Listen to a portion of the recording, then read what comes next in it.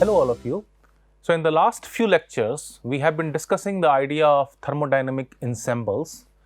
So we have looked at how can we define ensembles and how can we find thermodynamic properties in different ensembles. And basically, if I have to summarize the discussion in the last few lectures, the idea is if I want to find thermodynamic properties, the first thing is to determine what are the control variables in my problem. And once we have figured out the control variables, then we should choose appropriate ensemble, which can be various types like that we have discussed. Like for example, if N, V, E are the control variables, we go for the microcanonical ensemble. If NVT is the control variable, we will go for the canonical ensemble. If NPT is a control variable, we will go for the isothermal isobaric ensemble. If chemical potential, volume, temperature, mu Vt is the control variable, we will go for the Grant canonical ensemble. But nonetheless, in all of them, ultimately the goal is to first find the appropriate partition function, and then using the partition function, we can find, for example, the appropriate energy function for the ensemble. Let's say, for example, for the microcanonical ensemble, we will find the entropy. Canonical ensemble, we find the Helmholtz free energy, and so on. And not only that, we can also use the partition function to get the average and fluctuations of thermodynamic properties. And we should reiterate here that we will find the average and fluctuations for the properties that we are not controlling, because for the control variables, the property values are constant. Let's say if we are in the canonical ensemble, then in that case, NVT is the same for all the states, right? On the other hand, the energy, the pressure and the chemical potential are going to fluctuate or be different for different states in the ensemble, and it is for those properties that we will find the average and fluctuations, right? We have already earlier established that we could get that also using the energy function for the ensemble, right? So we can begin with the partition function, that is more convenient if I start with an ensemble kind of an idea and find the energy function, and using that I can find the average and fluctuations, or I can find it directly from the partition function, because energy function is anyway a function of the partition function.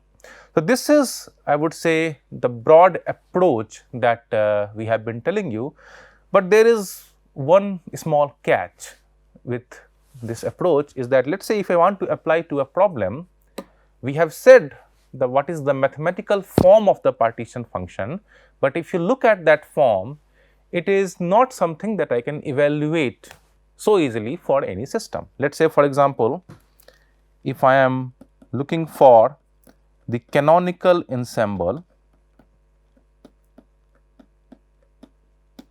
I know that the partition function is sum over exponential of minus beta Ej, where J refers to the different energy levels in the ensemble.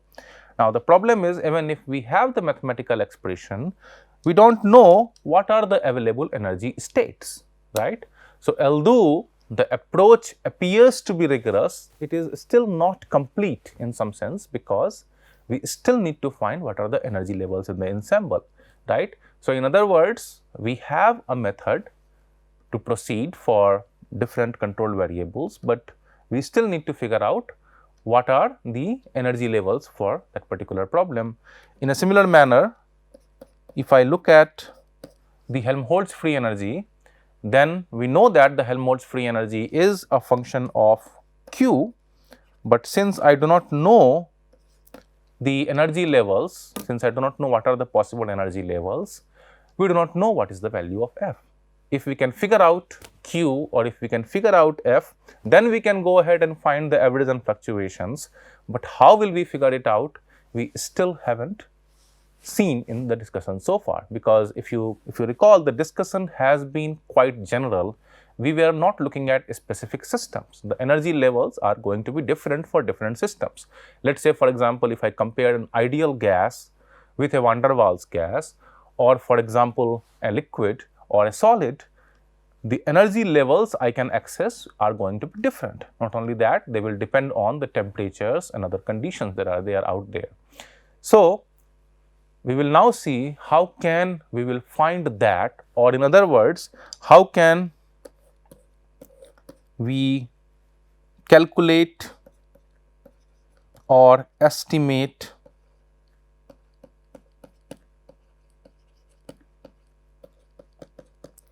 either of these two, because once I know either of the two, I can find the properties that I am interested in, right. If I know the partition function, clearly I can generate all the properties of interest. But even if I know the Helmholtz free energy, I can do the same thing, because ultimately Helmholtz free energy is a function of the partition function, right. So there are two ways to get there. One way is that I can do molecular simulation with an objective to estimate the partition function.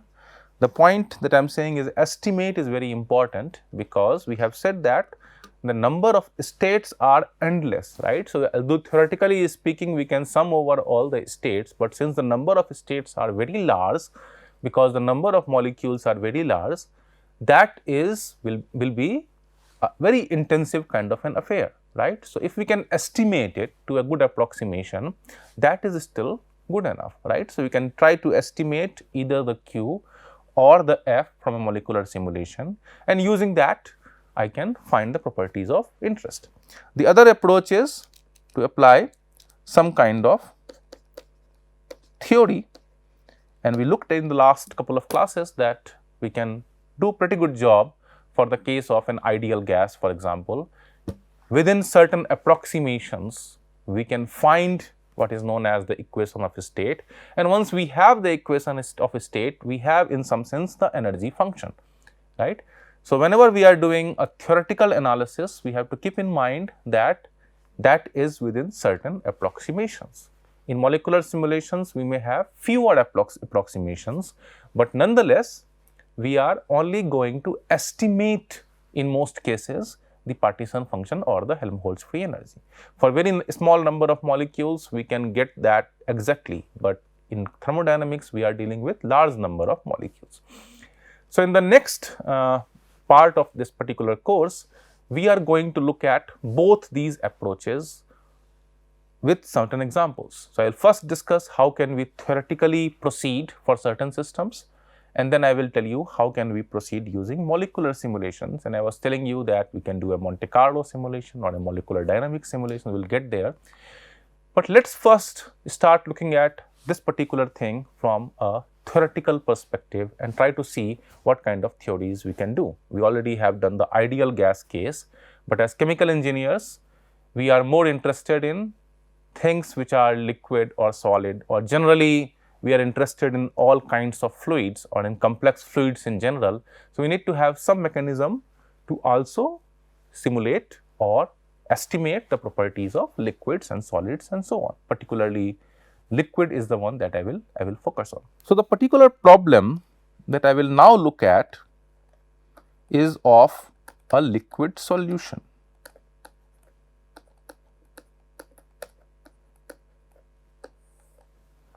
Right, and keep in mind that until so far our treatment have been quite general. I didn't specify that whether we have a solid, a liquid or a gas when I was doing the ensembles, but now whatever I am doing is applicable for the liquid solution. When I go to the next case, I will tell you what system I am trying to simulate, right. So, for a liquid solution, I am looking at typically a solute and a solvent. Now, the solute itself can be a solid, liquid or a gas, and the solvent itself again can be a solid, liquid or a gas, but we are mostly looking at right now when the solute is a liquid and solvent is a liquid.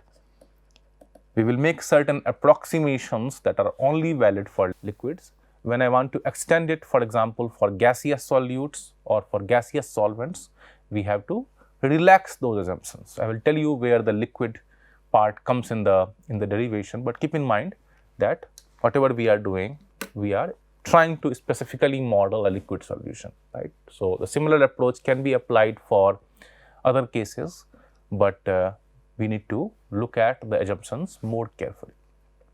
So, let us say if I have two substances A and B, it can be water and alcohol, it can be for example water and oil, it can be for example oil and alcohol and whatsoever, right. And we clearly know that not every two substances mix together, right. For example, if I try to mix water and oil, you will find that oil tends to stay above water because oil has a low density and oil does not mix with liquid.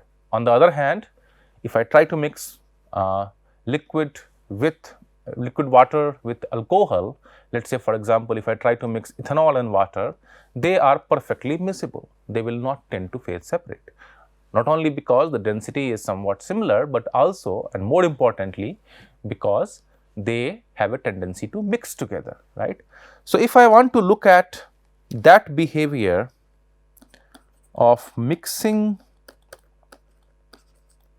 and separation, thermodynamics can be extremely useful to determine which substances have a tendency to mix and which substances have a tendency to separate, right. And when I call a thing like tendency, we are talking in terms of the system that is considered to be going towards an equilibrium state. And when that is happening, we are implicitly assuming that there is no external driving force, right. So, although I said that oil and water does not mix, it is not that I cannot make them mix together. I can stir them and I can keep stirring, and you will see that the water and oil is mixed together as long as I am stirring it, right. On the other hand, if I remove the stirring or if I do not stir, then the water and oil will separate from each other, right. In the case of the water and alcohol mixture, that is not true. We can stir it in the beginning, that may make the mixing slightly faster, but even if we do not do that, the system will get mixed over time, right. So, we are referring to the tendency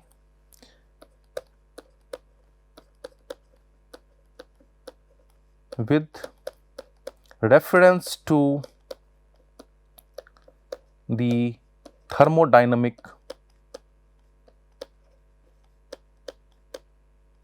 equilibrium.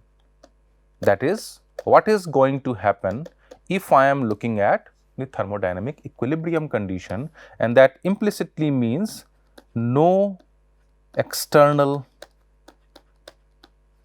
force or agency that is working on the system, right. So, even if we have an external force, then also this thing has a meaning. Why? Because if the tendency of the system is to mix together, then if I apply any external agency, if I apply some stirring, clearly that may make that mixing faster, but nonetheless system is already going towards equilibrium. So, the amount of effort I need to put will be relatively less in comparison to the case where the thermodynamic equilibrium says that the system wants to separate. When the system wants to separate, then to keep it mixed, we need to provide more energetic effort, right. And it is that energetic effort that determines the power cost for a chemical engineers, that how much power do I have to apply or how much energy do I have to spend for a mixing or separation equipment. It so happens that the mixing and separation equipment, particularly the separation equipment in any chemical process industry, is actually one of the most energetic intensive applications. In fact, that goes beyond chemical process industry. If I look at the total energy cost that is going towards separation processes in chemical process or other industries, that separation cost is much more in comparison to energy expense in many other things, right? So, a large fraction of the world energy cost is actually going into separation processes, and it is there the thermodynamics can help us, because if I know the equilibrium state, I know what is the tendency of the system, and if I know what is the tendency, we know how much is going to be the effort to go towards it or go against it. That is, if it wants to mix at equilibrium, if I want to separate, I have to put effort. If it wants to separate at equilibrium, we have to put an effort to keep it mixed, and that is essentially the energy cost that we are putting into this. So, essentially, as chemical engineers, we look at this particular problem in terms of phase equilibrium, right. So, before I get into the molecular thermodynamics kind of an approach that we have been following, let us first look at how chemical engineers look at it, or how you may have read in your undergrad chemical engineering thermodynamics or any other thermodynamics course that you may have done. So, the way to look at it is we typically look at what is known as a multi-phase, multi-component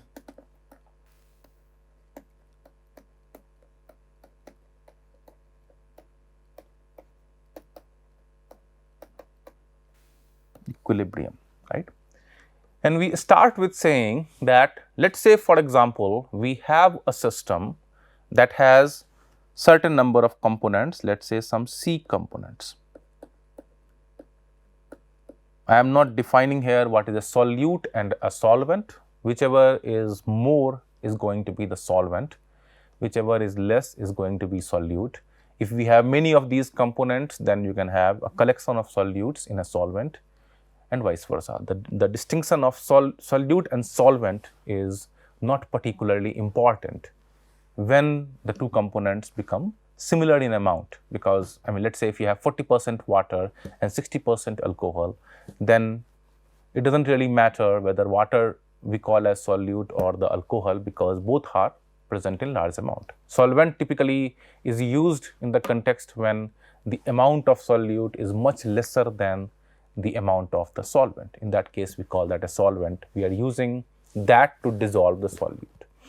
Okay. So, we will not really be using the word solute and solvent here. We will come back to that when we do a binary system next.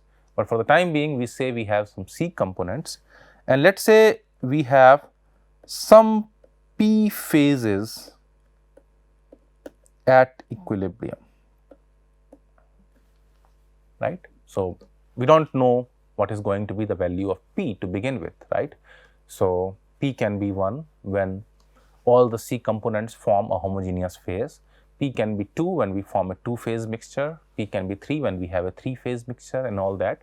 But assuming that we have certain number of phases, let us say P phases, we can draw a picture like this within any of the separation equipment that we have, and let me call these phases 1, 2, 3, 4 to P, right. So, these refers to my phases, and all these phases in principle contains all the components. The amount of the component in every phase is going to be different, but in principle they contain all the component. It may be that one of the component is absent in one of those phases, but in general they contain all the components, right. And since we are dealing with the liquid, we can represent the composition of a phase as something like this, where Xi is a mole fraction. We can also work in terms of the volume fraction or a weight fraction, but mole fraction is typically used. So, I, that is subscript here, indicate the component, and clearly I can take values 1, 2 to C, because C is total number of component, and P refers to the phase there, right. So, keep in mind that although I have drawn a picture like this, it should not always look like that, right. So, it is not that every phase should be on top of each other, right. That is not what I mean from the picture here, right. It can very well be that you can have the phase as one of the phases as, let us say, some drop that forms one phase, and the other phase can be the bulk.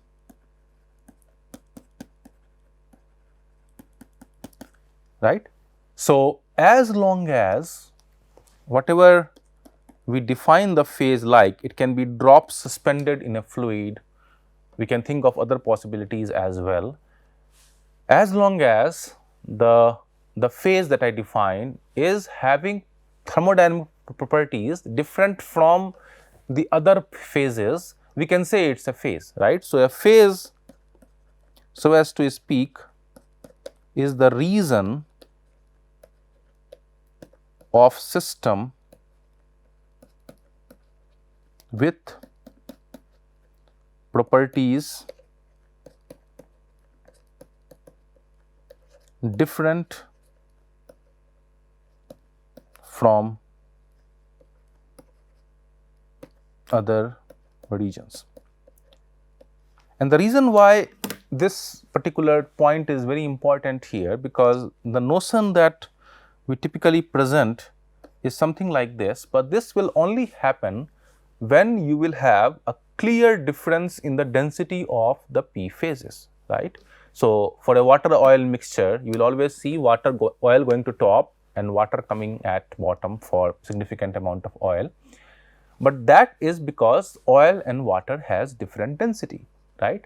On the other hand, oil and something else may have a similar density, but they can still form a two-phase system because some other property is different, right. So, density is not the only thermodynamic property.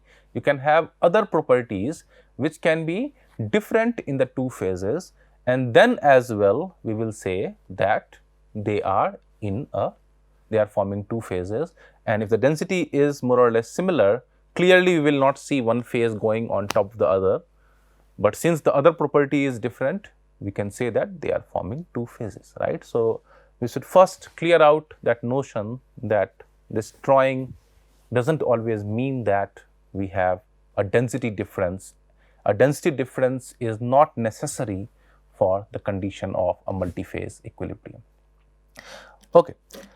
So, with this particular idea, we can now write the equations for a multiphase multi-component equilibrium, and before that I want to re-emphasize that we are looking at the equilibrium condition. That means there is no external agency that is acting here.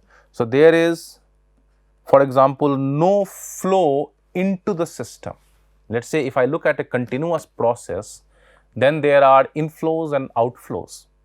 When the inflow and outflow is happening, that means that the system is not in a state of equilibrium, right. I may still assume that the system is in a state of equilibrium, I can call it a pseudo equilibrium, but rigorously speaking, the system is in a state of equilibrium only when there is no external agency. That means absence of flows, absence of any other kind of external agency like heating, cooling or whatsoever. In a real chemical process equipment, that is never happening, right. So, therefore, we always assume an equilibrium condition in a chemical process equipment, but in reality we never have a true equilibrium, so as to speak, right. So, we need to take this equilibrium idea more kind of a limiting behavior in those conditions where you have inflows and outflows and heating and cooling and all those things. Equilibrium is only valid, rigorously speaking, when there is no external agency, right. So, even let us say for the flow is small and heating is small and cooling is small, it may be such that the conditions are similar to equilibrium condition or near the equilibrium condition, but true equilibrium is only attained when there is no external agency and we have waited long enough. So, let us say for example, if I put everything together, then clearly in the very beginning the system is not in a state of equilibrium, right. System will eventually go towards that equilibrium state. So, whenever we talk about an equilibrium, we mean these two things, that there is no external agency and we have waited long enough.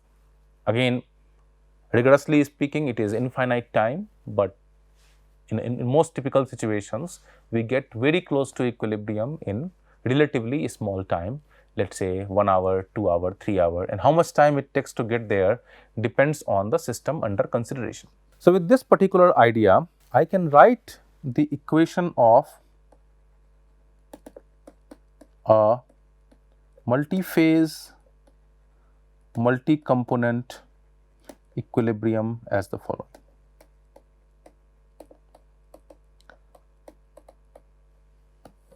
So, this equilibrium entails 3 separate equilibriums. First of all, we say that the temperature of all the phases has to be the same.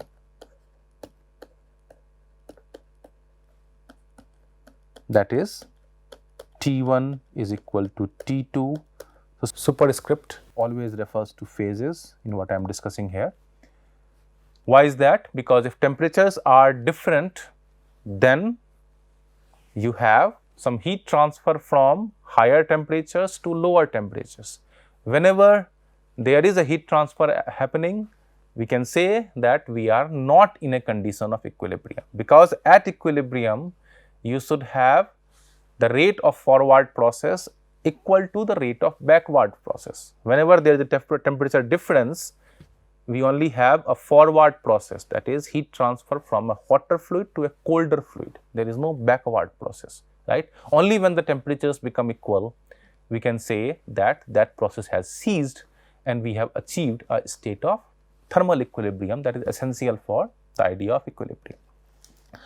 The next thing that must be valid is what is referred as a mechanical equilibrium,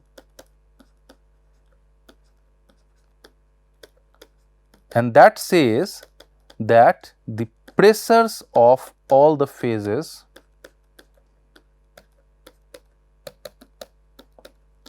has to be the same. And again, the idea here is same. If pressures are different, then what is going to happen? Let us say for example, you have 2 phases I and J for the time being, and let us say for example, they have different pressure, right. So, let us say if Pi is more than Pj. Now, what is going to happen? Since that pressure is higher, this particular boundary will have a tendency to go down, because higher pressure to lower pressure, we will have a pressure drop, and the pressure drop results in a flow, right. So, a flow will cease completely when the pressures become equal, right. So, just like the heat transfer, we also have to look at the momentum transfer, and the net momentum transfer should also be equal to 0. That will happen when the pressures become equal, and of course, assuming that there is no inflow and outflow. And finally, there is an equation of phase equilibrium, and this is the part we discuss in more details in the coming lectures. But the key idea is that we assume that the chemical potential of every component, and that point is important, chemical potential of every component. Let us say if I look at a component I, let us say I equal to 1, then the chemical potential of the component 1 is going to be the same in each of the phases. That is, mu I1 is equal to mu I2, that is equal to mu IP, and that is true for every component. So, this equation have to be written for I is equal to 1 to C, right. So, it is these 3 equilibrium conditions that determines what is the equilibrium for that system, and once we have established that, then we can figure out what are the phases that are going to be and what are the compositions going to be in those phases, right. However, when we talk about the compositions, there is a constraint on the composition, and that is, since I have defined my xi as the mole fraction, if I look at within each of the phases, the mole fractions must add to 1, right. So, let us say if I look at a phase k and if I sum over all the components, this is going to be equal to 1, and this has to be written for k is equal to 1 to p, right. So, basically we have tried to summarize the conditions of equilibrium for this system.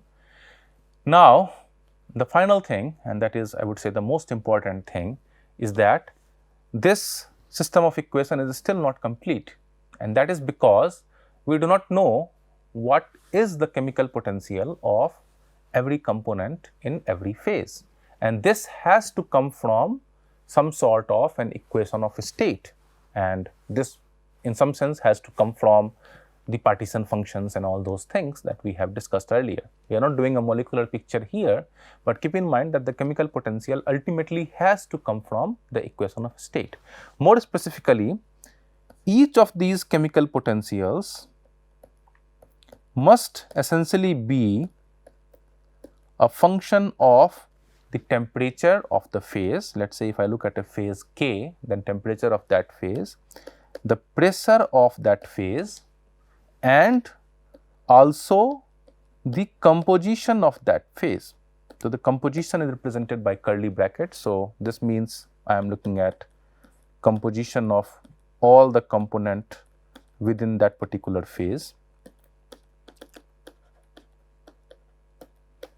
right. So, chemical potential is not going to be constant. Chemical potential is going to vary as the temperature and pressure changes. So, even for the same component, the chemical potential can in principle be different in different phases if they have different temperature and pressure and different composition. So, we have to ensure that the chemical potentials become equal, and only then we can say that we have reached a phase equilibrium, right.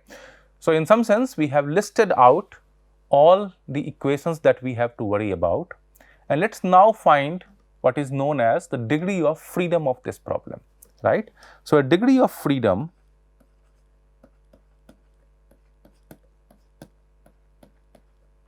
is defined as the number of variables that we need to find minus the number of the equations.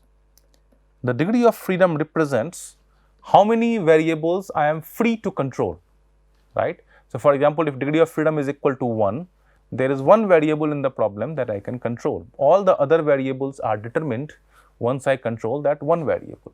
If degree of freedom is equal to 0, we have no variable under control, right. So, that we can also call as the number of design variables, because we can choose a value for that variable. So, the degree of freedom pretty much determines what is the control that we have, what variable we can control, and so on, right.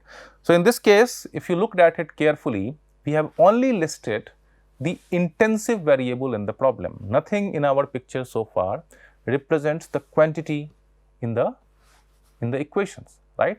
So, I can write first the degree of freedom, or DOF, for the intensive variables only, and we can show, I will not really get into there, we can show that this is sufficient for characterizing the equilibrium state. If, for example, if I am considering the extensive variables, then we have to write, for example, the material balance and energy balance equations.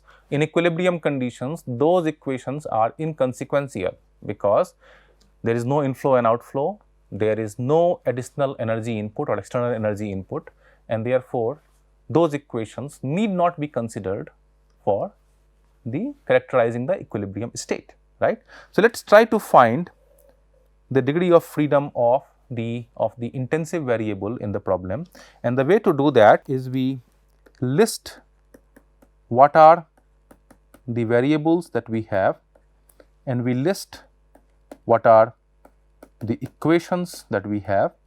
We count the number of variables and the equations and then take a difference, right. So, the variables in this problem are the compositions, and we have C components in P phases. So, we have Cp variables which are representing the composition or the mole fraction. The variable here also are temperature. We have P variables. The variables here are the pressure. Again, we have P variables. And there is, if you look at it, there is no other variable in the problem. We have assumed the P, right. So, P is not a variable in this particular case. The chemical potential we can find as a function of the temperature, pressure and the mole fraction. So, the chemical potential is also not a variable. In other words, we are essentially looking at only the independent variable, not the dependent variables in the problem, and we have pretty much listed out all the variables. Now, let us look at how many equations do we have. So, we have the temperature equality, right, and this gives me P minus 1 equation, because I can write T1 equal to T2, T1 equal to T3 and so on. We will have in total P minus 1 equations. Similarly, for pressure,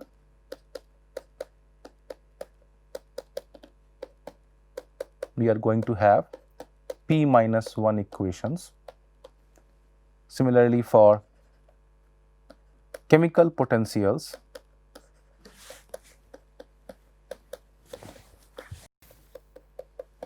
now that is written for every value of I. So, we have P minus equation for every I value multiplied with C, and then we have said we have summation over xi is equal to 1, and we are writing it for each phase. So, in total we have P such equations, and finally we have the equations for the chemical potentials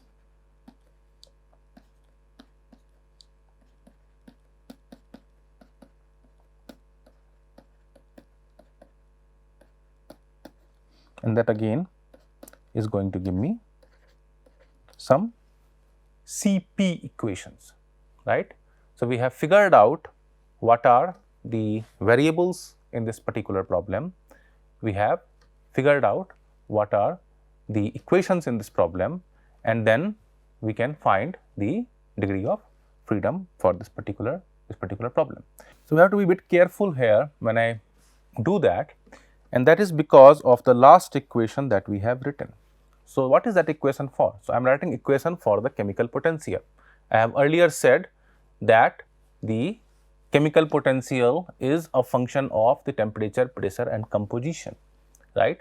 So, therefore, we have already not counted chemical potential as a separate variable, right. So, this equation therefore should also not be considered if I am doing that, because I know that equation, that is a property relation to find the chemical potential. Once we have figured out the temperature, pressure and the mole fraction, then we can figure out the chemical potential, right. In other words, I could have said that chemical potential is an extra variable and we have additional Cp variable here, that is going to give me the same answer, because the number of variables of the chemical potential that I will list, the Cp variable, will match the number of equations that I have written there, right. So, that will not make any difference to the degree of freedom, and that is why I will not count them here. So, you can either not count them as variables and equations, or you can count them as both variables and equation, and you will get the same answer. However, this equation remains there, because if you think about it, the mole fractions are determined by these equations that are on the board. The chemical potentials have to be equal, and that is what will give rise to different mole fractions. So, we will find the mole fraction using that equation, and therefore, we need to count those equations there, but chemical potential equations, that is the last one in the list here, need not be counted. If we are counting it, we should also count the chemical potential as the variables. So, if I list them, then we have Cp plus 2p variables. On the right side, we will have Cp minus C plus 3p minus 2 equations, and if I do number of variables minus the number of equation, we can see that the degree of freedom is given as C minus p plus 2, and that is what is known as the Gibbs phase rule, and that tells me what is the number of degree of freedom referring to the intensive variables that characterizes the multiphase multi-component equilibrium of a system. So, in the next lecture, we will see what are the consequences of this equation, and then we will go towards trying to have a molecular explanation of why we need to have equality of chemical potential, and first of all, what is a chemical potential, how can we relate the ideas that we have learned earlier in our undergrad thermodynamics with the advanced notion of thermodynamics that we are trying to do in this particular course. So, with that, I conclude this lecture. Thank you.